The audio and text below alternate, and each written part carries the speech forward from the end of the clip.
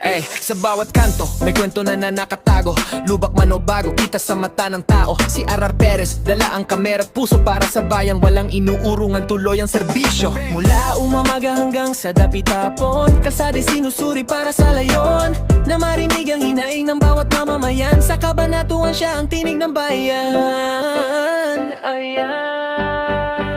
Ito ang boses ng kalsada para sa tao, hindi lang proyekto at forma. Bawat daan na inaayos, pag-asa ng bukas, dito binubuo. RR Perez hindi natatakot magsalita, para sa lungsod lagi siyang handa.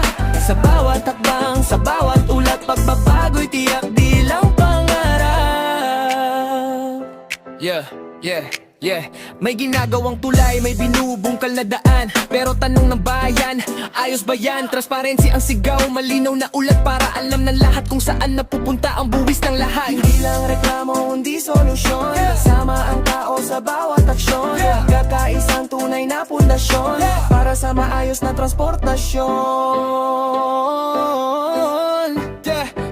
Ito ang boses ng kalsada para sa tao, hindi lang